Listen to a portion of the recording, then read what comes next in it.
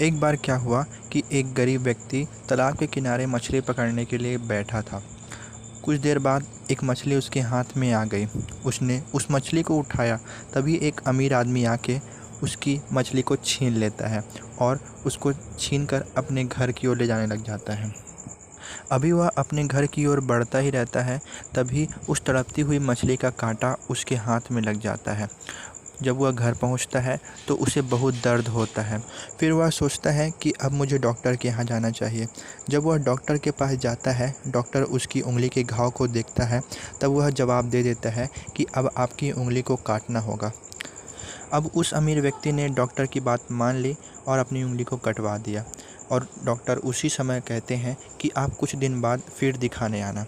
कुछ दिन बाद जब वह अमीर व्यक्ति फिर आता है और पट्टी खोलता है, तब वो देखता है कि घाव और बढ़ जाता है। उस घाव को डॉक्टर देखकर बोलता है कि अब आपकी हथेली को काटना होगा, नहीं तो आपका पूरा हाथ एक दिन काटना पड़ जाएगा। डॉक्टर की इस बात को सुनने के बाद अमीर व्यक्ति अपनी हथेली को कटवा देता है और डॉक्टर उसी समय पट्टी लगा के कहता है कि कुछ दिनों बाद आप फिर से आ जा।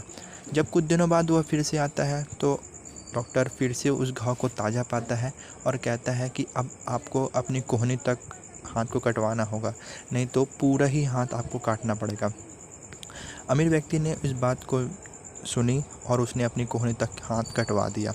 और डॉक्टर ने फिर कहा कि तुम अभी घर जाओ, 4 दिन बाद फिर आना। 4 दिन बाद वह व्यक्ति फिर आता है और डॉक्टर उसके घाव को देखता है तो वह घाव अभी भी ताज़ा रहता है। तब डॉक्टर उससे प्रेम पूर्वक पूछता है कि क्या तुमने कुछ बुरा किया था? तो अमीर व्यक्ति कहता है, नहीं, मैंने तो ऐसा कुछ कार्य नहीं किया। डॉक्टर बोलते हैं, ज़रा सोच के बताओ। फिर उसने सोचा और बताया कि हाँ, मैंने एक गरीब व्यक्ति से उसके हाथ से मछली छीनी थी और अपने साथ लेकर आ गया था। तभी डॉक्टर उनसे कहते हैं कि तुम जाओ और उनसे माफ़ी मांगो। तब वह अमीर व्यक्ति उस गरीब व्यक्ति के पास जाता है और उससे माफ़ी मांगता है। साथ ही यह भी कहता है, क्या तुमने कुछ काला जादू किया था कि मेरा घाव हमेशा बढ़ ही रहा है?